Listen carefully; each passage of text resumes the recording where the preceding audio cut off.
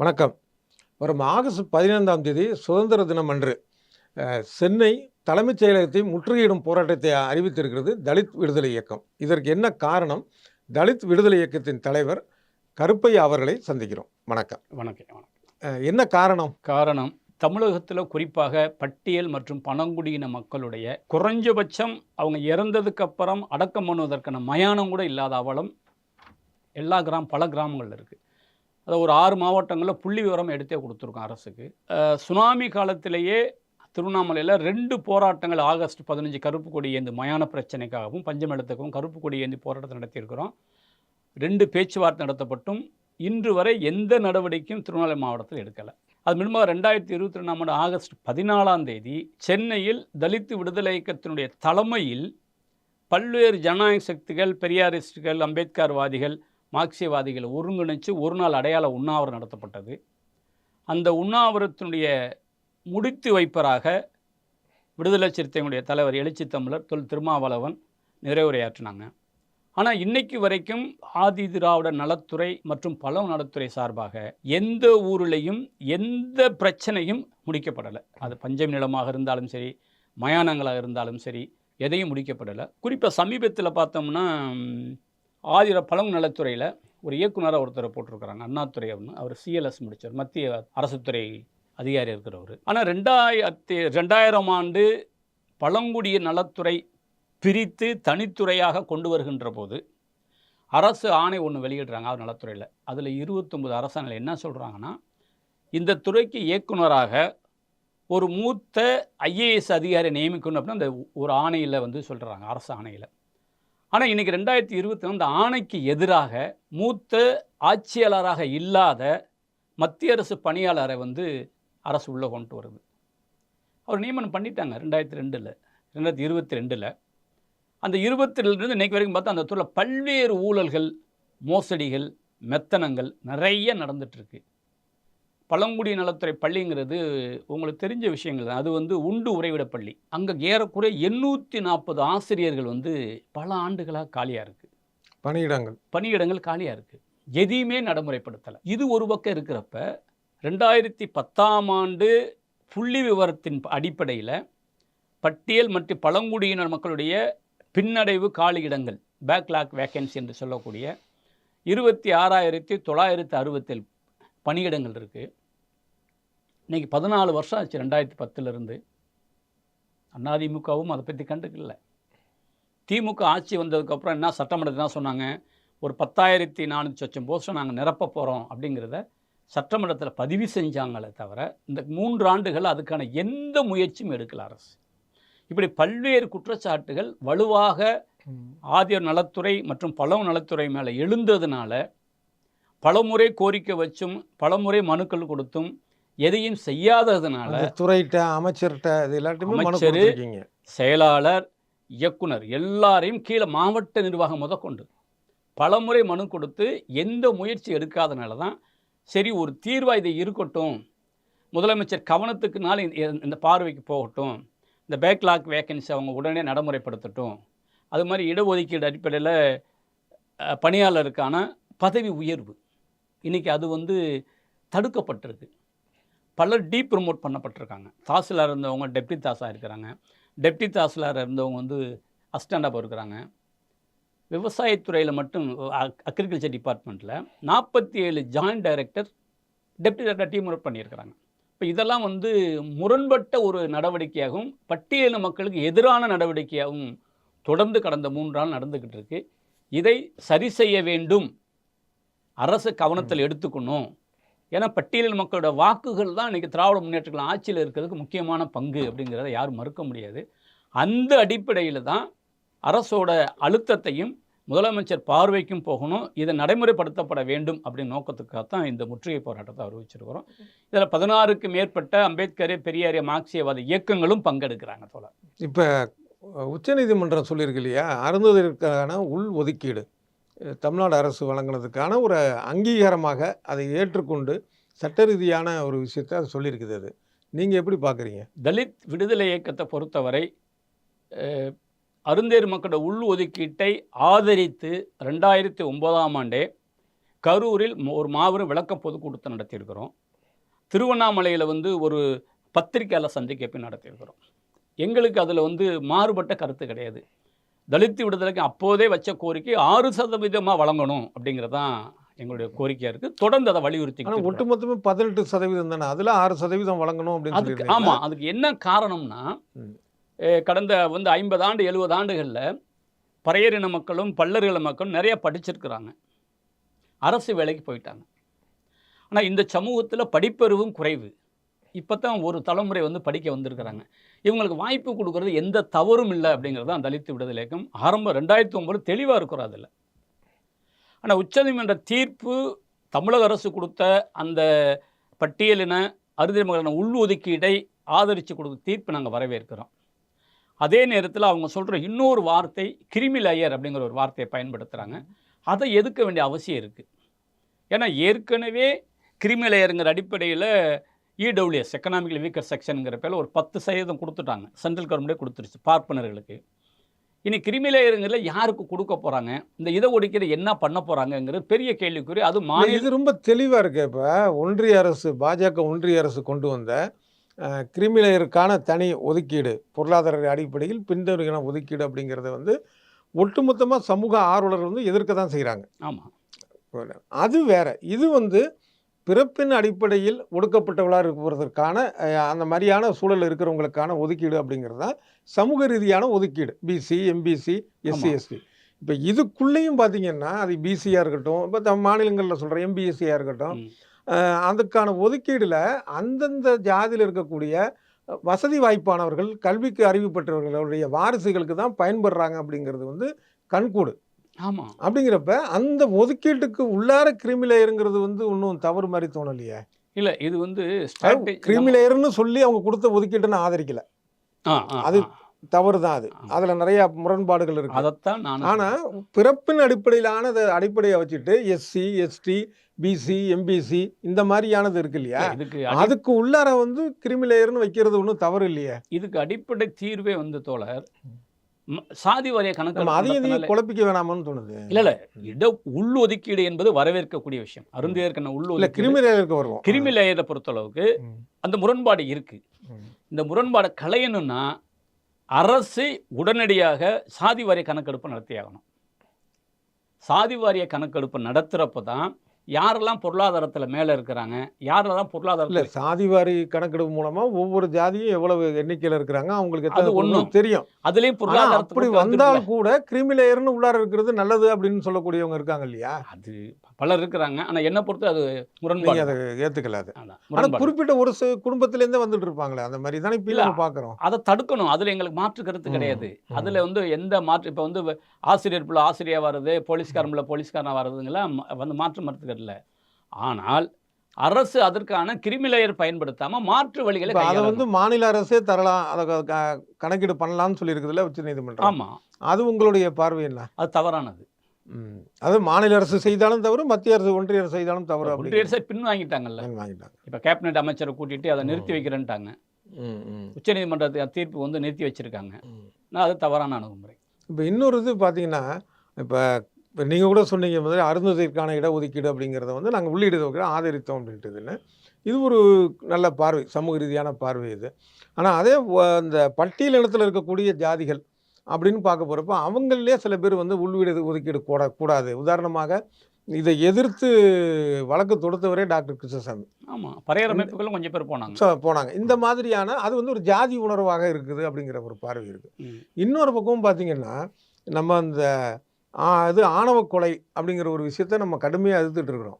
ஆனால் அதே பட்டியல் இனத்துக்குள்ளேயே ஆணவ கொலை நடக்குது இல்லை. இப்போ வந்து விழுப்புரத்துக்கிட்ட பார்த்தீங்கன்னா ஒரு பறையர் ஜாதி பெண்ணை வந்து அருந்ததியர் ஜாதி இளைஞர் காதலித்து திருமணம் செய்து கொண்டாருன்னு அந்த பெண் வீட்டார் பறையரின ஜாதி அந்த அவங்க சில பேர் இழந்து இவரை கொலை பண்ணிட்டாங்க. இது ஒரு உதாரணத்துக்காக சொல்கிறேன். அது பார்த்தா மதுரையில் தீண்டாமை சுவர் அப்படிங்கிற ஒரு விஷயம் பார்த்தீங்கன்னாலும் பட்டியல் இனத்துக்குள்ளேயே நடக்கிற ஒரு விஷயமாக இருக்குது. இப்போ இது சம்பந்தமான ஒரு போராட்டமோ கருத்துரைகளோ இப்போ ரீசெண்டாக வந்து திருமாவளவன் சொல்லியிருக்கிறார். தருமபுரியில் வந்து ஒரு இஸ்லாமிய இளைஞர் வந்து காதல் விஷயத்தில் ஆணவ கொலை அதை செய்தது வந்து பறையரின குடும்பத்தை சேர்ந்த அந்த பெண்கள், அந்த பெண்ணுடைய குடும்பத்தினர். இதுதான் இதில் தான் எனக்கு தெரிந்து முதலாக குரல் கொடுத்துருக்கிறாரு திருமாவளவன். அது பாராட்ட வேண்டிய, வரவேற்க வேண்டிய ஒரு விஷயம். ஆனால் பொதுவாக அந்த மாதிரி பட்டியலினத்துக்குள்ளே நடக்கக்கூடிய இந்த ஆணவ கொலைகள், இந்த சாதி அதிகாரக்கான விஷயங்கள், இது வந்து ஒரு குரல் கொடுக்கறது இல்லையே யாருமே. இது சரியான புரிதல், சரியான கேள்வி. ஆனால் இந்த சூழலுக்கு ஏற்ற ஒரு பார்வை தான். அதான் தோழர்கள், நம்ம கொஞ்சம் வரலாறு திருப்பி பார்க்குறப்ப வந்து 1990களில், அதுக்கு முந்தைய 90களுக்கு பின்னாடி தமிழகத்தில் பரவலாக வந்து சமூகம் குறித்தான ஒரு புரிதலும், சமூகம் இளைஞர்களுக்கான ஒரு புரிதலை ஏற்படுத்தினாங்க. அது திராவிட கழகம், மார்க்சியம், அம்பேத்கர் வந்து இயக்கங்கள் நிறைய ஏற்படுத்தினாங்க. அதோட தாக்கம் நிறையா நம்ம பார்க்க முடிஞ்சது. ஆனால் இன்றைக்கி பார்த்தீங்கன்னா, நீங்கள் சொல்கிற மாதிரி இன்றைக்கி இருக்கிற சூழ்நிலை ஆர்எஸ்எஸ்னுடைய மெயின் அஜெண்டாவாக இருக்கக்கூடிய, எங்கெல்லாம் ஒரு சமூகம் ஒற்றுமையாக இருக்கோ அவங்கள உடைக்கணும். அதுதான் ஆர்எஸ்எஸ்ஸுடைய அஜெண்டா, அதுதான் அவங்களுடைய பாலிசி. அந்த அடிப்படையில் தான் ஒரு பக்கம் அருந்ததியர்கள் நீ ஆண்ட சாதிங்கிறான், தேவேந்திர வேளாளர் மக்களை நீ ஆண்ட சாதி, நீ பட்டியல் சமூகத்தை விட்டு நீ வெளியில் வாண்டுறான், பறையர்கள் ஒரு பக்கம் வந்து நீ ஆண்ட சாதிங்கிற. இந்த உற்சாதி கூர்மையை பலப்படுத்தியது பாரதிய ஜனதா கட்சி. அதனுடைய வெளிப்பாடு தான் நீங்கள் விருதுநகரில் நீங்கள் சொன்ன அந்த படுகொலை கூட பல்லர் சமூகத்தைச் சேர்ந்த பெண்ணை ஒரு அருந்ததியர் காதலிச்சு. அது விருதுநகர். இது பறையர் பெண்ணுங்கிறது அது கோவிலாம், விழுப்புரம், ரெண்டும். அந்த கொலையை பார்த்தீங்கன்னா ரொம்ப கொடூரமான கொலை. தலை துண்டிக்கப்பட்டு, ஆணூர் பறுக்கப்பட்டு, ரொம்ப கொடூரமாக நடந்த கொலை. தருமபுரியில் பறையர் பெண்ணை வந்து ஒரு இஸ்லாமியர் காதலிச்சு. இஸ்லாமியர் வந்து எங்கேயும் சவுதி இறக்குமதி செய்யப்பட்டவன் இல்லையே. இந்த நாட்டில் இருந்த தீண்டாமை கொடுமைக்கு ஆளான, தீண்டாமை கொடுமை விட்டு வெளியில் போன ஒரு சமூகம். அவங்களும் பட்டியல் இனம் தான், யாரும் அதை மறுக்க முடியாது. அவங்களும் ஏற்றுக்கிறாங்க, நாங்கள் அந்த சமூகம் தானே. அப்போ இதே மாதிரி நீங்கள் விழுப்புரத்தில் பறையர் பொண்ணு அருந்தேற்பேன் குளங்கிறேன். இப்போ இதெல்லாம் எங்கே போய் சுற்றி சுற்றி நிற்கிதுன்னா, இந்த சுயசாதியை கூர்மைப்படுத்துவது, இந்த சுயசாதியை கூர்மைப்படுத்துவதும், இளைஞர்களுக்கான போதை, கஞ்சா, இந்த கலாச்சாரமும் இன்றைக்கி தமிழ்நாட்டில் சில இந்திய அளவில் பெருகிட்டு தான் இருக்குது. அதில் யாரும் மறுக்க முடியாது. இந்த ரெண்டும் தான் இந்த கொலைவெறியை தூண்டுது அப்படிங்கிற மாதிரி நான் பார்க்குறேன். தலித் விடுதலை இயக்கத்தை பொறுத்தவரை பறையர், அருந்ததியர், பல்லர்கள் மூன்றும் இணைத்து ஒரு ஒற்றுமையான இயக்கமாக தான் நாங்கள் இது வரைக்கும் கடந்த 35 ஆண்டு நடந்திருக்கிறோம். எங்கள் அமைப்பில் தலைவர் பறையர்னா பொதுச் செயலர் அருந்ததியாக இருப்பாங்க, பல்லர்கள் வந்து பொருளாளராக இருப்பாங்க. இதுதான் வரலாற்று ரீதியான நிகழ்வு. தியா இமானுவேல் சேகரனுடைய நினைவு நாள் முதற்கொண்டு, அருந்ததியர் மக்களுடைய பிரச்சனை முதற்கொண்டு, பறையர்களை பிரச்சனை முதற்கொண்டு இணைஞ்சு தான் தலித் விடுதலை இயக்கம் அந்த ஒரு பண்பாட்டு கலாச்சாரமாக ஒருங்கிணைக்கின்ற நிகழ்ச்சியை இதுவரைக்கும் நாங்கள் செஞ்சுட்ருக்குறோம், இப்போவும் செய்கிறோம். அதில் எங்களுக்கு மாற்றுக்கிறது இல்லை. ஆனால் இன்றைக்கி இருக்கிற நீங்கள் சொன்ன விஷயம் உண்மை. அதுக்கு முக்கியமான காரணம் ஆர்எஸ்எஸ் சித்தாந்தமும், ஆர்எஸ்எஸ்னுடைய அந்த மக்களை உடைக்கின்ற வேலை தான் முக்கியமான காரணம் பார்க்கணும். அதுக்கு தமிழக அரசு தான் பொறுப்பேற்கணும், மத்திய அரசு தான் பொறுப்பேற்கணும். இதுக்கு மாற்று திட்டங்களை முன்வைக்கணும். எப்படி தமிழக அரசு புரியல? ஆமாம், தமிழக அரசு பொறுப்பேற்கணும்னா, இன்றைக்கி தமிழக அரசு வந்து ஒரு ஓட் பேங்க் கட்சியாக மட்டும் நம்ம இன்றைக்கி பார்க்க முடியாது. திராவிட முன்னேற்ற கழகம் வந்து வரலாற்றையே பார்க்குறப்ப ஒரு சோசியல் ஜஸ்டிஸ், சமூக நீதிக்காக ஆரம்பிக்கப்பட்ட ஒரு கட்சி. இந்த சமூக நீதி எங்கே பேசுகிறாங்கன்னா இன்றைக்கி இல்லை. அப்போ வரலாற்றை திருப்பி பார்க்குறப்ப எந்த அடிப்படைக்காக உருவாக்கப்பட்ட ஒரு கட்சி அந்த சமூக நீதியே மறந்துட்டு அரசியல் அதிகாரத்தை மட்டும்தான் இன்றைக்கி பேசிகிட்டு இருக்கிறோம். அப்போ சமூக நீதினா என்ன, சமூக நீதி குறித்தான புரிதல் என்ன, அதை அந்த கட்சி தொண்டர்கள் மத்தியிலேயாவது அவங்க வந்து பலப்படுத்த வேணும், அவங்களுக்கு சொல்லிக் கொடுக்கணும். அது இன்றைக்கி இல்லை. அப்புறம் நீங்கள் சொன்னது ஒரு இது கரெக்டு தான். அப்படின்னா அந்த 80கள்லாம் பார்த்தீங்கன்னா மக்கள்கிட்ட ஒரு விழிப்புணர்வு ஏற்படுத்தக்கூடிய ஒரு சில விஷயங்கள் தொடர்ந்து அதுக்கான தலைவர்கள் இதெல்லாம் நடந்தது. அது குறிப்பாக சொல்லப்போனால் ஒடுக்கப்பட்ட இளைஞர்கள்ட்ட வந்து சாதி மறுப்பு எண்ணம் வந்தது. கண்டிப்பாக, நிச்சயமாக அந்த ஒரு காலகட்டம். இப்போ என்ன பல இது நம்ம பார்க்குறோம், சமூக வலைதளத்தில் பார்க்குற பார்த்தா என்னுடைய சாதி உயர்ந்த சாதின்னு ஆண்ட பரம்பரைன்னு யாரெல்லாம் வந்து விமர்சனத்துக்கு உள்ளானாங்களோ அந்த ஆண்ட பரம்பரைங்கிற ஒரு மென்டாலிட்டியில் இவங்க பேசக்கூடிய ஒரு இதை நம்ம பார்க்குறோம். அப்போ இதில் வந்து இந்த இடதுசாரி கட்சிகள், முற்போக்காளர்கள், இப்போ உங்களை மாதிரி அமைப்பு நடத்துகிறவங்களுக்கெல்லாம் கூடுதல் வேலை வந்திருக்குல்ல. இப்போ அதை சரி பண்ணுறதுக்கு அந்த இளைஞர்களுக்கு சரியான வழிகாட்ட வேண்டிய ஒரு கட்டாயம் கூடுதலாக வந்திருக்குல்ல. இப்போ உறுதியாக சொல்கிறேன், இதில் கடுமையாக உழைக்க வேண்டியது இருக்குது. அம்பேத்கரிஸ்டுகளும், மார்க்சிஸ்டுகளும், பெரியாரிஸ்டுகளும், திராவிட கழகங்களை சேர்ந்தவங்களும் கடுமையாக உழைக்கணும். ஏன்னா ஒரு ரகசிய தகவல், அது எந்த அளவுக்கு உண்மைன்னு தெரியலை, தமிழ்நாட்டில் 20,000 ஆர்எஸ்எஸ் தொண்டர்கள் ஊடுருவிருக்காங்க.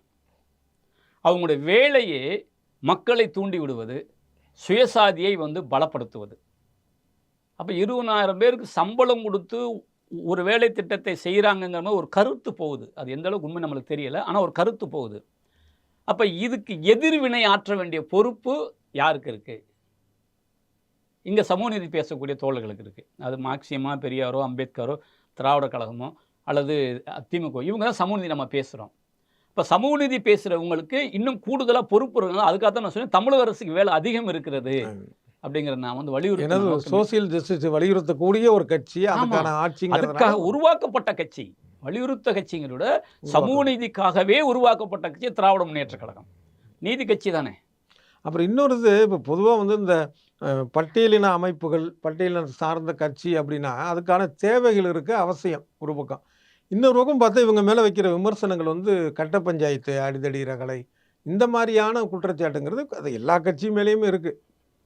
மேக்சிமம் அதுக்கான விமர்சனத்தில் தப்பித்த கட்சிகள்னு எதுவுமே இல்லைன்னு தான் சொல்லணும். அந்த மாதிரி தான் இருக்குது. ஆனால் குறிப்பாக மிக அதிகமான விமர்சனத்துக்கு உள்ளாகிறது இந்த பட்டியலின அமைப்புகளும் கட்சிகளும். இந்த நிலை ஏன் இதுக்கான விமர்சனம் இருக்குது, அதை பற்றி நினைக்கிறீங்க?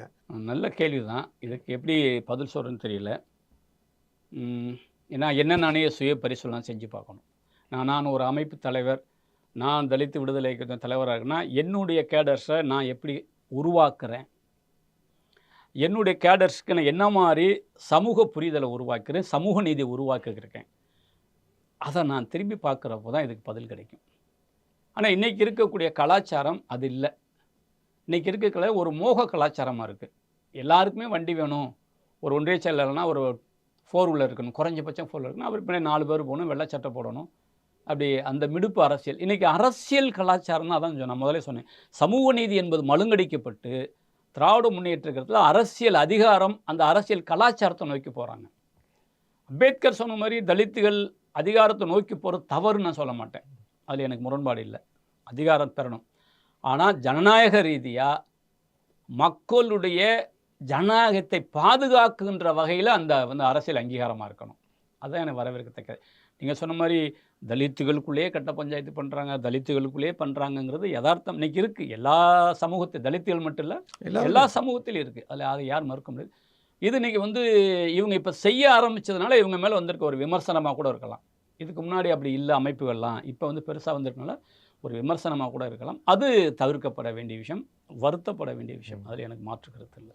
அதே மாதிரி இன்னொரு விமர்சனம் என்னென்னா, இப்போ உயர் ஜாதி தன்னை அப்படின்னு நினச்சிக்கிறதே வந்து ஒரு மனநோயின்னு சொல்லலாம்.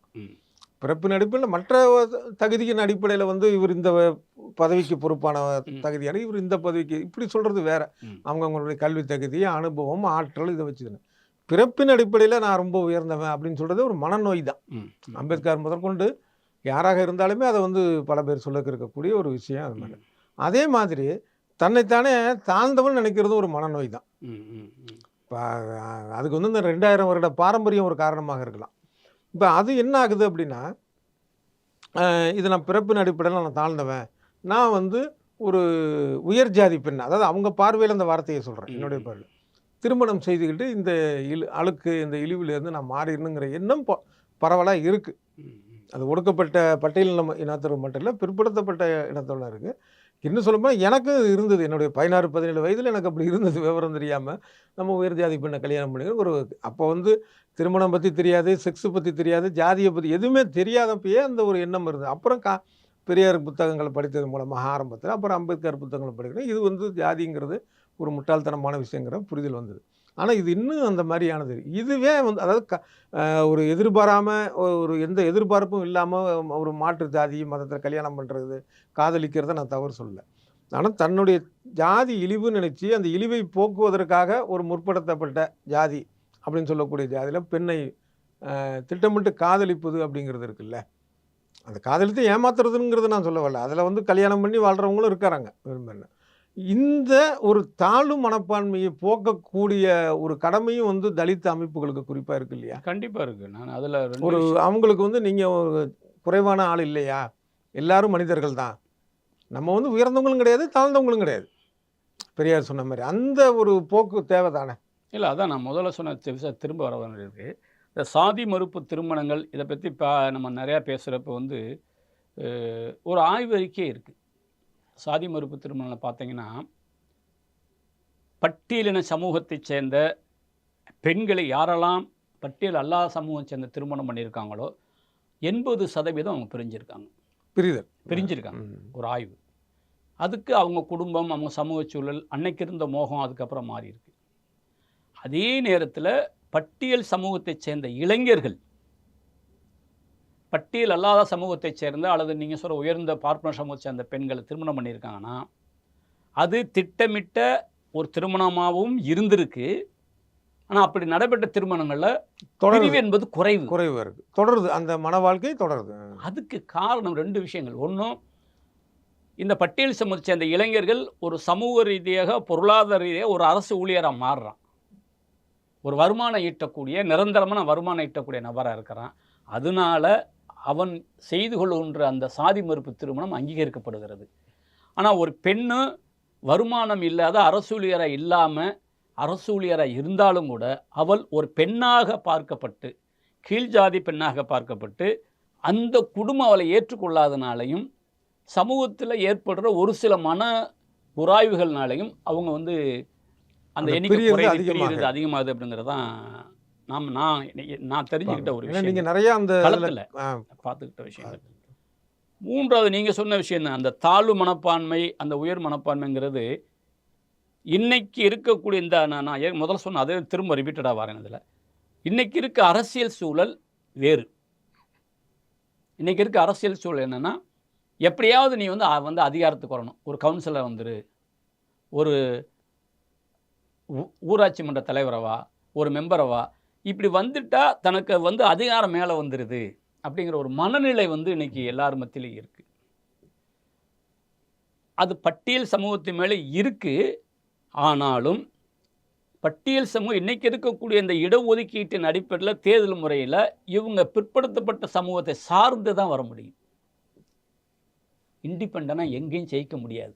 அது ரொம்ப ரேர். இவங்க ஓட் பேங்க் அதிகமாக இருந்தால் இண்டிபெண்டனாக ஜெயிக்கலாம். பொது தொகுதியாக இருக்கிறப்ப வந்து ஓட் பேங்க் வந்து இவங்க 18-20 வச்சா கூட பாக்கி 18%. பொதுவாக எல்லா தொகுதியுமே அப்படி தான். ஒரு பிற்படுத்தப்பட்டவர் வந்து ஒரு பொது தொகுதியில் நிற்கினால் கூட அங்கே இருக்கிற பட்டியலின மக்களுடைய ஆதரவு இருந்தால் தானே இவரும் ஜெயிக்க முடியும். அது வேறு தோழர், அது வேறு. நீங்கள் சொல்கிற அந்த பாயிண்ட் வேறு. நான் சொல்கிற பாயிண்ட் என்ன, ஒரு பொது தொகுதியில் ஒரு பிற்படுத்தப்பட்டாலும் பட்டியலின மக்களும் பிற்படுத்தல் ஓட்டு போட்டால் தான் ஜெயிக்க முடியும். ஆனால் ஒரு பட்டியல் பழங்குடி தொகுதியில் ஒரு இண்டிபெண்டனாக ஒரு பட்டியல் இனத்தை சார்ந்த அரசியல் கட்சி இல்லாத வேட்பாளர் ஜெயிக்க முடியுமானா முடியாது. அதுக்கு என்ன காரணம், ஓட் பேங்குடைய சதவீதம் மேலே இருக்குது. அவங்கள்ட்ட 80% ஓட்டு இருக்குது. அவங்க தீர்மானிக்கிறாங்க யார் வரணும், யார் மெம்பராக வரணும், யாருக்கு வார்டு கவுன்சிலர் வரணும், யார் ஊராட்சி மன்ற தலைவன், யார் சட்டமன்ற உறுப்பினர் தீர்மானிக்கிற அதிகாரம் அவங்ககிட்ட இருக்குது. இப்போ இந்த போங்கு கூட பட்டியலை வந்து சமூகத்தை தன்னை வந்து இன்னமும் வந்து அந்த இழிவுபடுத்துகிற சமூகமாக வந்து தன்னை தாழ்த்திக்கிற ஒரு மனநிலையும் வளர்ந்துருக்கு. அது அழுத்தமாகவே இந்த 50-60 ஆண்டுகள் இல்லை, இந்த 2000 ஆண்டுகளில் அது இருக்கிற உண்மை. அது இந்த 70 ஆண்டுகளில் இன்னும் அதிகமாக தான் இருக்குது. அது இப்போ இருக்க சூழல் உங்களுக்கு தெரியும். வாயில் சிறுநீரை கடிக்க வச்சது, மலத்தை திங்க வச்சது, இதெல்லாம் எதனுடைய வெளிப்பாடு? கொடூரம் இல்லை. இதெல்லாம் கொடூரத்தில் இந்த சமூகத்தை இன்னமும் நீ இதுக்குத்தான் லாயக்குங்கிற முத்திரை குத்தணும். அதுதான் அந்த மனநோய். இது ஒரு பக்கம் நம்ம எல்லாரும் கண்டிக்கிறோம். அது இதை ஒட்டி இன்னொரு எதிர்விளைவாக பார்த்தீங்கன்னா தவறான விஷயங்களுக்கு வந்து ஒடுக்கப்பட்டவர்னு சொல்லக்கூடிய அதை வந்து ஒரு கேடயமாக பயன்படுத்தக்கூடிய போக்கும் அதிகரிச்சிருக்கு. இந்த ஒரு பக்கம் வந்து பொய்யான வன்கொடுமை வழக்குகள் பெருகுது அப்படிங்கிற ஒரு விஷயம் இருக்குது. நம்ம அதை பற்றி பேசுவோம். அதுக்கு முன்னாடி பார்த்திங்கன்னா வேற ஒரு உதாரணத்துக்கு ஒரு விஷயம், விழுப்புரம் பக்கம் தான் நினைக்கிறேன், பத்திரிகையில் ஊடகத்தில் வந்த செய்தி தான் அது. அதாவது அந்த படிக்கிற மாணவர்கள் 2 பேர் பள்ளியில் படிக்கிற வாசலில் நின்றுட்டு புகைப்பிடிச்சிருக்கிறாங்க. பள்ளியிலேருந்து வரக்கூடிய பெண் பிள்ளைகளை கிண்டல் பண்ணுறது, ஆபாசமாக பேசி பண்ணியிருக்காங்க. அது அங்கே இருக்கிற ஆசிரியர்கள் கண்டிச்சிருக்கிறாங்க. கண்டித்த உடனே இவங்க வீட்டில் சொல்லி ஆட்களை உறவினர்லாம் அழைச்சிட்டு வந்திருக்கிறாங்க, வந்து போராட்டம் நடத்திருக்கிறாங்க. அந்த ஆசிரியர்களுக்கு எதிராக பண்ணது இவங்க. எல்லா உலகத்துலையும் வந்த செய்தி தான் அது, படிச்சிருப்பீங்க நீங்களும். சொல்லுங்க. உடனே மாவட்ட ஆட்சியர்கிட்ட போய் புகார் சொல்ல, இதில் விடுதலை சிறுத்தைகள் கட்சிக்கு சேர்ந்தவங்களும் சேர்ந்துக்கிட்டு போய் புகார் சொல்ல, அந்த ஆசிரியர்களை இடமாற்றம் பண்ணிட்டாங்க. அப்போ தவறான விஷயத்துக்கு தன்னை பட்டியலினத்தவர் அப்படிங்கிறத சொல்லி அதை ஒரு கேடயமாக பயன்படுத்தக்கூடிய ஒரு போக்கு இருக்கு இல்லையா? இப்போ அதை தடுக்க வேண்டிய ஒரு முக்கிய கடமையும் பட்டியலின அமைப்புகளுக்கு, கட்சிகளுக்கு இருக்கு இல்லையா? அது இல்லை, அதில் மறுப்பு கிடையாது. ஆனால் நீங்கள் சொன்ன ஒரு விஷயத்தில் எனக்கு அந்த சின்ன முரண்பாடு இருக்குது. ஒரு உதாரணத்தை வச்சுட்டு ஒட்டுமொத்த சமூகத்தையும் குற்றம் சொல்ல முடியாது. அது இப்போ நீங்கள் சொன்ன ஒரு நான் உதாரணம் இல்ல, இல்ல, நான் நான் சொல்லி ஒட்டுமொத்த முடிச்சிடுறேன். சமூகத்தை சொல்லல. இது வந்து ஒரு ஒரு துளி தான். உதாரணம், இது உதாரணம். ஒரே இது இல்ல. இது மாதிரி பல இது இருக்கிறதா அதான் ஒரு உதாரணம் சொன்னேன். ஒரு உதாரணம். ம். இது மாதிரி சின்ன சின்ன நிகழ்வு அப்படி பார்த்தா சின்னத்துறை வெட்டினது கூட படித்த தோழர்கள் தான் திருநெல்வேலியில். சின்னத்துறை என்ன பண்ணான், அவன் தங்கச்சியை கேலி பண்ணுறாங்க, அவன் தட்டி கேட்குறான், வந்து வீடு நுழைஞ்சு வெட்டுறான், கூட படித்த மாணவனே வெட்டினான். இதில் நம்ம பார்க்க வேண்டிய விஷயம், அரசும் காவல்துறையும் தன்னுடைய கடமையை ஒழுங்காக செய்யலை அப்படிங்கிறதான். இப்போ வன்கொடுமை தடுப்பு சட்டத்தில் போலியாக பயன்படுத்துகிறாங்க அப்படிங்கிறதுக்கு ஆய்வறிக்கை எதுவுமே இல்லை. ஆனால் காவல்துறை எடுக்கிற யுக்தி என்னன்னா, எஸ்சி பாதிக்கப்படுறானா அவன் கொடுத்த புகாருக்கு ஒரு வழக்கு 90% அந்த காம்ப்ரமைஸாக பண்ண பார்க்குறாங்க. முடியாத பட்சத்தில் அவன் கொடுத்த புகாருக்கு ஒரு வழக்கு, பாதிப்பை உருவாக்கியவன்ட்ட அவன்கிட்ட ஒரு புகார் வாங்கி எதிர் வழக்கு. இன்றைக்கி இதுதான் இருக்குது இன்றைக்கி இருக்க கலாச்சாரம். சரி, வன்கொடுமை தடுப்பு சட்டம் போடுறாங்க, அந்த வழக்குகள் முறையாக நடைமுறைப்படுத்தப்படுதா, அதை விசாரிக்கப்படுறாங்களா, முறையாக குறிப்பிட்ட தேதியில் குற்றச்சீட்டு தாக்கல் பண்ணுறாங்களா, முறையாக தண்டனை வாங்கி கொடுக்குறாங்களான்னா இல்லை. அதுக்கு யார் பொறுப்பு? காவல்துறையா பட்டியலினமா? ஒரு வழக்கை நடத்தி, அதாவது இது தள்ளுபடி செய்யப்படுவதற்கு காரணம் வந்து அதை முறையாக காவல்துறை அணுகிய செய்யாதது ஆமா. அப்படிங்கிறது உங்களுடைய பார்வை. இல்லை உண்மை அதுதான். ஏன்னா காவல்துறை இந்த வழக்கை வந்து முறையாக நடத்தப்பட வேண்டியது பொறுப்பு காவல்துறைக்கு இருக்குது. இன்றைக்கி இருக்கக்கூடிய அரசு வழக்கறிஞராக இருக்கிறவங்க எல்லாமே, அந்த எஸ்சி எஸ்டி கோர்ட்டில் இருக்கவங்க எல்லாமே அரசுக்கு சாதகமாக இருக்காங்களே தவிர, பாதிக்கப்பட்ட விக்டிம், அந்த பாதிக்கப்பட்ட பட்டியல் மக்கள் சாதகமாக எந்த அட்வொகேட்டும் இல்லை. அதனால சட்டத்தோடு சொல்கிறாங்க, நீங்கள் வேறு புதுசாக ஒரு அட்வொகேட் வச்சுக்கலாம், நீங்கள் யாரை விரும்புகிறீங்களோ அவங்கள ஒரு அட்வொகேட்டாக வச்சுக்கலாம் அப்படிங்கிற ஒரு சட்டத்தோடு அந்த இடம் இருக்குது. இன்றைக்கி பல இடங்கள் அது வந்து ஒரு கல்ச்சராக மாறிட்டுருக்கு. அரசு வக்கீலை வேணான்னு சொல்லிட்டு இவங்களே ஒரு வக்கீலை வச்சுக்கிறது அப்படின்ட்டு. இது இப்போ இந்த போங்கு இன்றைக்கி மட்டும் இல்லை, ராமதாஸ் ஏற்கனவே சொல்லிட்டாரு. தென் மாவட்டங்களில் இவர் சொன்னார், சேதுராமன் சொன்னார், மேற்கு மாவட்டத்தில் ஈஸ்வரன் சொன்னார், பட்டியல் மக்கள் எஸ்சி எஸ்டி ஆக்டாக தப்பாக பயன்படுத்துகிறாங்கன்னு. ஒரு வழக்கிலேயாவது தமிழ்நாட்டில் இந்த வழக்கில் பட்டியலின மக்கள்கள் இந்த வழக்கை தவறாக பயன்படுத்தினாங்க ஒருத்தர் ரிமாண்ட் பண்ணதில்லை இது வரைக்கும். ஆனால் பல வழக்குகள் தள்ளுபடி செய்யப்படுது. அதுதான் தள்ளுபடி செய்யப்படுற காரணம் காவல்துறை வந்து சரியில்லைங்கிறீங்க. காவல்துறை அவங்க அதனுடைய செயல்பாடு வந்து காவல்துறை தன்னுடைய கடமையை ஒழுங்காக செஞ்சாங்கன்னா, இதில் உண்மையாக இருந்தால் உண்மையிலே இல்லை, அந்த தன்னுடைய கடமையை தவறுறப்ப தான் பிரச்சனை ஏற்படுது. இதில் பகுஜன் சமாஜ் கட்சியுடைய மாநில தலைவராக இருந்த ஆம்ஸ்டாங் வந்து ரொம்ப கொடூரமாக கொல்லப்பட்டிருக்காரு. மிகப்பெரிய அகில இந்திய அளவில் அதிர்ச்சியை ஏற்படுத்தின ஒரு சம்பவமாக அது ஆயிடுச்சு. இப்போ இதில் ஒரு பக்கம் பார்த்திங்கன்னா, தமிழ்நாடு அரசு காவல்துறையுடைய செயல்பாடுகளை வந்து நம்ம ஊடகங்களில் வரக்கூடிய செய்திகளின் அடிப்படையில் பார்க்குறப்ப அவங்க ரொம்ப தீவிரமாக இயங்கிட்டு இருக்கிறதா தோணுது.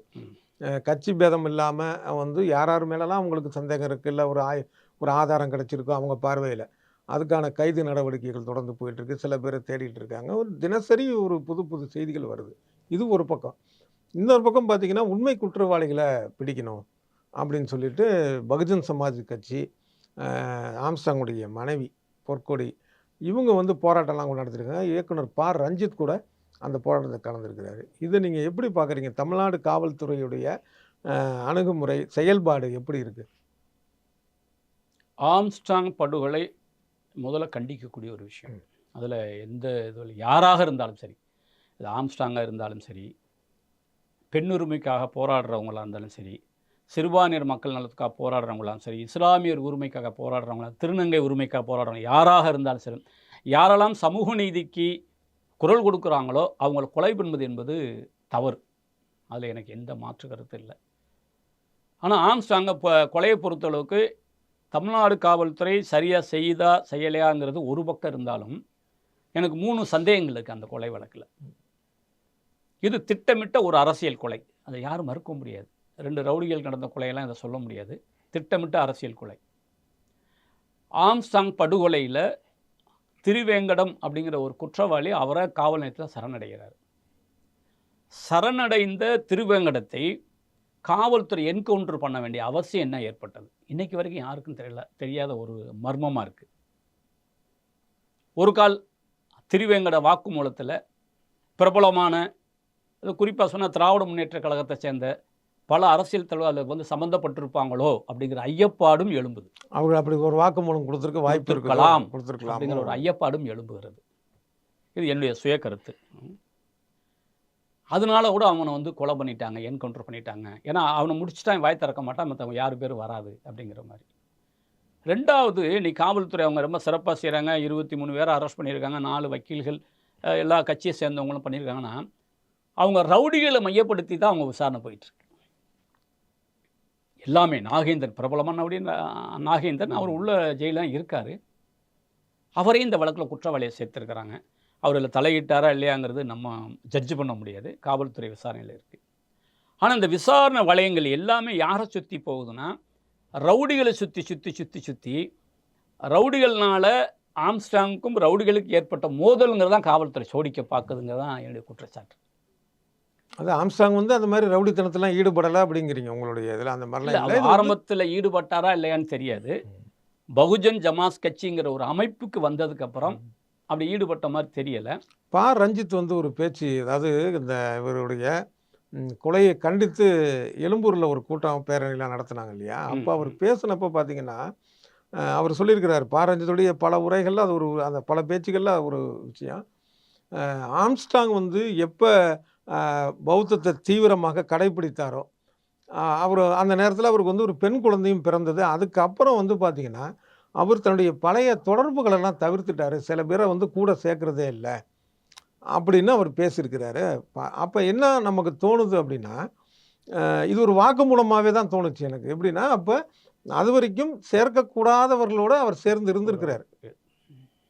சேர்க்கக்கூடாதவர்களோடு சேர்ந்து இருந்தாருன்னா செய்யக்கூடாத விஷயங்களை செஞ்சுருக்கிறதுக்கான இல்லைன்னா ஏன் சேரணும்? அப்போ ஆம்ஸ்ட்ராங் யாருங்கிறத வந்து ரஞ்சித் ஒரு வாக்குமூலமாக கொடுத்ததாக எனக்கு தோணுது. அந்த ஒரு இதை கொஞ்சம் யோசனை பண்ணி அது பார்த்து எனக்கு வந்து எந்த அளவுக்கு தெரியல. இல்லை, அவர் பேசுனதை வச்சு தான் நான் சொல்கிறேன். அது எனக்கு தெரியல. உங்களுடைய இல்லை, கருத்து என்னுடைய கேள்வியை நான் சொல்லிடுறேன். அப்போ ரஞ்சித் வந்து இவர் கூடலாம் வந்து ஒரு குறிப்பிட்ட காலம் வரைக்கும் ஒரு ஆபத்தான ஆட்கள் கூட ஒரு பழகினார் அப்படிங்கிறத ஒரு சொல்லும் பட்சத்தில் அதை யாருங்கிறத காவல்துறையிட்ட சொல்லணும் இல்லையா? ஏன்னா அதன் மூலமாக கூட இந்த கொலை வழக்கு பற்றின ஒரு புரிதல் இல்லை, அதுக்கு அதை நோக்கி செல்வதற்கு, தீர்வு நோக்கி செல்வதற்கு வாய்ப்பாக இருக்கும் இல்லையா? அதுக்கு தான் நான் முதலே சொன்னேன். திருவேங்கடத்தை என்கவுண்டர் பண்ணாமல் அவருடைய வாக்குமூலத்தை முறையாக விசாரணை நடத்தியிருந்தாங்கன்னா உண்மை குற்றவாளி யாரான்னு தெரிஞ்சிருக்கும். இந்த கொலைக்கான பின்னணி என்னன்னு தெரிஞ்சிருக்கும். ஒரு நம்ம ரஞ்சித் கருத்துக்கு முரண்படுறோமா இல்லையா, அவர் ஆதரிக்குமா இல்லைங்கிறது அது நம்மளுக்கு தெரியாது. இன்னொன்று, நம்ம ஆம்ஸ்ட்ராங்கை பற்றி ஒரு பர்சனல் லைஃப் நம்மளுக்கு தெரியாது. நம்ம அதில் உள்ளே போகணும் அவசியம் இப்போதைக்கு இல்லைன்னு நினைக்கிறேன். ஏன்னா அவர் மரணத்துக்கு அப்புறம் அவரை தூக்கி பேசுகிறது, அதை ரவுடின்னு நம்ம முத்திரை குத்துறது சரியாங்கிற எனக்கு தெரியலை. அதில் நான் முரண்படுறேன். ஆம்ஸ்ட்ராங் படையில் 3வது என்னுடைய சந்தேகம், பரிவர்த்தனை நடந்திருக்கு. யார் கொடுத்தா பணம், எங்கேருந்து பணம் வந்துச்சு? இன்றைக்கு வரைக்கும் காவல்துறை வாய் திறக்க மாட்டேங்குது. அப்போ இவங்களுக்கெல்லாம் வழக்கறிஞர் வீட்டில் 5 லட்சம் எடுத்தோம், அவங்க அக்கௌண்ட்டில் இவர் வந்துச்சு, இவங்க அக்கௌண்ட்டில் இவ்வளோ வந்துச்சுன்னு சொல்கிறாங்க. இந்த பணம் யார்கிட்டேருந்து வந்துச்சு? இது வரைக்கும் பார்த்தா இவங்க அங்கே கொடுத்தாங்க, அவங்க இங்கே கொடுத்தாங்கலாம் செய்தி வருது. ஆனால் அதை தாண்டி இது மூலமாக கொடுத்தவர் யாருங்கன்னு நீங்கள் கேட்குறீங்க. ஆமாம், அது அவசியமானது இல்லை. ஏன்னா இந்த கொலைக்கு மூல காரணமாக வந்து பணம் ரொம்ப அவசியமாக இருந்திருக்கு. பணம் கொடுத்து தான் கொலை செய்யப்பட்டிருக்காங்க. பணம் கொடுத்து தான் கொலை செய்வதற்கான ஆட்களை தயார் செஞ்சுருக்காங்க. பணம் கொடுத்து தான் இந்த கும்பலை திட்டமிட்டுருக்கு. அப்போ இந்த பணம் கொடுக்க வேண்டிய அவசியம் ஒரு தனிநபரோ அல்லது அமைப்புக்கோ எங்கேருந்து வந்துச்சு? அப்போ ஏன் இந்த இதை வந்து காவல்துறை இன்னும் கொண்டு வரல, விசாரணை வளையத்தில் சொல்லப்படலை? 3வது ஆருத்ரா, அந்த நிறுவனம், அந்த நிறுவனத்துக்கும் இவருக்கும் முரண்பாடு இருந்துச்சுங்கிறலாம் நிறையா சொல்கிறாங்க. அப்போ ஏன் ஆருத்ரா வழக்கை காவல்துறை உரிய விசாரணை நடத்தப்படலை? ஒருவேளை அந்த வழக்கு முறையாக விசாரித்தா கூட இதனுடைய உண்மை குற்றவாளி யாருங்கிற அம்பலப்படுத்துவதற்கு வாய்ப்பு இருக்கிறது. பணம் பரிவர்த்தனை செஞ்சவங்களை கண்டுபிடிச்சா கூட உண்மை குற்றவாளி யாருங்கிறதுக்கு அம்பலப்படுத்த வாய்ப்பு இருக்குது. இதில் காவல்துறை சுணக்கம் காட்டுதுங்கிறது தான் என்னுடைய குற்றச்சாட்டு. இந்த 4 சந்தேகங்கள் எனக்கு வந்து ஆம்ஸ்ட்ராங் ஆருத்ரா வழக்கும் ஒரு பக்கம் விசாரணை போயிட்டு தானே இருக்குது. போயிட்டுருக்கு, தீவிரப்படுத்தப்படலை. வழக்கு போவது என்பது வேறு. ஆனால் இந்த கொலை வழக்கோடு தொடர்புபடுத்தி தீவிரப்படுத்தணும். எப்படி இன்றைக்கி 23 பேரை போலி அவ வாக்குமூலம் இவர் வாக்குமூலம் ஒவ்வொருத்தர் வாக்குமூலியமாக எல்லாம் சொல்கிறாங்க இல்லையா? அந்த வாக்குமூல அடிப்படையில் நீங்கள் செய்கிற காவல்துறை இந்த கண்ணோட்டத்திலும் தன்னுடைய விசாரணையை தீவிரப்படுத்த வேண்டும் அப்படிங்கிறத வேண்டுகோள் தான். ஏன்னா எனக்கு சந்தேகங்களை, எங்கள் சந்தேகத்தை முன்வைக்கிறோம். எப்படி நீங்கள் ரஞ்சித் இப்படி சொல்லியிருக்காரு, ஒரு ஆள் இப்படி இருக்குன்னு நம்ம யோசிக்கிறோமோ, அதே மாதிரி ஏன் இப்படியும் இதை பார்க்கக்கூடாது? இப்படி பார்த்துருந்தா இதுக்கு ஒரு நேர்மையான நியாயம் அல்லது சமூக நீதி வந்து நிலைநாட்டப்பட்டிருக்குமா, நியாயம் கிடைச்சிருக்குமா அப்படிங்கிறது தான். இப்போ நீங்கள் இதை ரஞ்சித்தோட இன்னொரு இது நினைவுக்கு வருது. இப்போ சமீபமாக பார்த்தீங்கன்னா ஊடகங்களில் வந்து பா ரஞ்சித் பேசுகிற விஷயங்கள், இன்னொரு பக்கம் திருமாவளவன் அதற்கு கொடுக்குற விளக்கங்கள் இதெல்லாம் பார்க்குறப்ப ம். விசிக தலைவர் திருமாவளவன் அவர்களுக்கு எதிராக பா ரஞ்சித்தை முன்னிறுத்தக்கூடிய விஷயத்த சில பேர் செய்கிறாங்களோ அப்படிங்கிற ஒரு தோணுது. இல்ல அது எதார்த்தம். ஏன்னா இன்னைக்கு பார்த்தீங்கன்னா, இன்னைக்கு பா. ரஞ்சித் ஆம்ஸ்ட்ராங் படுகொலைக்கு முன்னாடியோ, பின்னாடியோ வாய் திறக்காத அன்புமணி ராமதாஸ் நேத்து ஒரு அறிக்கை வெளியிடுறாரு. அவங்க பொண்ணு மேல வழக்கு போட்டிருக்காங்க. அத நான் கண்டிக்கிறேங்கிறாரு. நுங்கம்பாக்கத்துல பள்ளிக்கூடத்துல நடந்த அந்த ஆர்ப்பாட்டத்துல 1500 பேர் வழக்குன்னு ஒரு யார் காவல்துறை பொண்ணு மேலே? ஆம்ஸ்ட்ராங் குழந்தை, அந்த பொம்பளை பிள்ளை மேல, குழந்தை மேலே. குழந்தை மேலே. சவிதாபாய், ரமாபாய் மேலேயும் வழக்கு போட்டிருக்காங்க அப்படிங்கிற விஷயத்த அவர் ரொம்ப ஹைலைட் பண்றாரு. அப்ப அன்புமணி ராமதாஸுக்கு இப்ப ஏற்பட்ட அரசியல் சூழல் என்ன? இதுல ஏன் இவ்வளவு சிறப்பு கவனம் செலுத்துறாரு? அத நம்ம யோசிக்க வேண்டியது இருக்குல்ல. அப்ப அன்புமணி ராமதாஸ் திருமாவுக்கு எதிரா ரஞ்சித்தை வந்து கொம்புசி விடுறாரு, அல்லது ரஞ்சித்தை ஆதரிக்க பார்க்குறாரு. பறையர்களை வந்து திருமாவுக்கு எதிராக வந்து திசை திருப்பணுங்கிற ஒரு திட்டத்தை வந்து அன்புமணி ராமதாஸ் மறைமுகமாக வச்சுட்டு தான் இந்த அறிக்கையை வெளியிடுறாருங்கிறது தான் எங்களுடைய புரிதல். இவ்வளவு நாள் அவர் அந்த கொலை நடந்தோன்னு உடனே கண்டிச்சிருக்கணும்ல. இல்லை, அதுக்கப்புறம் அவர் கண்டன அறிக்கை விட்டார். கண்டன அறிக்கை யதார்த்தம். யதார்த்தம். ஆனால் சம்பவம் இப்போ தலித் விடுதலைக்கு வந்து கண்டன அறிக்கை கொடுத்தோம். விருதுநகரில், மதுரையில், கரூரில், சேலத்தில் இதுக்கெல்லாம் வந்து ஒரு ஆர்ப்பாட்டம் நடத்தணும். ஆனால் இன்னொரு இது, இப்போ திருமாவளவன் எடுத்துக்கிட்டிங்கன்னா அவருடைய அரசியல் வந்து ஒரு நீண்டகால அரசியல். அது ஆமாம். தவிர களத்துக்கு போய் அவருடைய செயல்பாடுகள், தேர்தல் செயல்பாடுகள், மாதிரி வென்றெடுத்த எம்எல்ஏ எம்பிக்கள், இப்படி ஒரு பறந்துபட்டிருக்கு எத்தனை போராட்டங்கள். ஆமாம். இது ஒரு அவருடைய இதில் இவருக்கு பா. ரஞ்சித் பார்த்தீங்கன்னா ஒரு சினிமா இயக்குனர் அப்படிங்கிறத தாண்டி மிகச்சில செயல்பாடு நீளம் அப்படிங்கிற பெயரில் ஒரு அமைப்பு வச்சிருக்காரு, சில நிகழ்ச்சி அவ்வளோதான். இப்போ இவரை போய் எப்படி திருமாவளவனுக்கு எதிராக நிறுத்த முடியும்? இல்லை, இன்னைக்கு வட மாநிலங்களை பொறுத்தவரை வந்து வன்னியர்களுக்கு நேர் எதிரி பறையருங்கிறது தான் யதார்த்தம். அப்போ வட மாவட்டங்களில் பெரும்பான்மை இருக்கக்கூடிய பறையர்கள் விசிகாவில் இருக்கிறாங்க. அது யாரும் மறுக்க முடியாது. திருமாவளவன் அவர்களை தான் தலைவராக அவங்க ஏற்றுக்கிறாங்க, பெருமனை இருக்கிறாங்க. அப்போ இவங்களுக்கு எதிரை யாரை முன்னிறுத்துறது? வேறு எந்த தலைவர் இன்னைக்கு வந்து தலித் தலைவர்களை வந்து ஃபோர்ஸாக யாரும் இல்லை. அது உண்மையான விஷயம். அப்போ நீங்கள் ரஞ்சித் ஏதோ இதில் பேசுகிறாரு அப்படின்னா, அப்போ ரஞ்சித்துக்கு சப்போர்ட் பண்ணுற மாதிரி இந்த சமூகத்தை தூக்கி நிறுத்துறது, அல்லது இந்த சமூகத்துக்கு எதிராக அவர் அடையாளப்படுத்துறது, பறையர்களுக்கு எதிராக வந்து திருமாவை வந்து அவன் அம்பலப்படுத்த அடையாளப்படுத்துகிற அரசியல் தான் ராமதாஸ் அரசியல். அன்புமணி ராமதாஸோட அரசியல் இன்னைக்கு அதுதான் என்னுடைய புரிதல் இருக்கு. சரி, மிக்க நன்றி. பல விஷயங்களை ரொம்ப ஆழமாக உங்களுடைய சிறப்பான ஒரு கண்ணோட்டத்தில் சொன்னீங்க. மிக்க நன்றி. நன்றி தோழர்.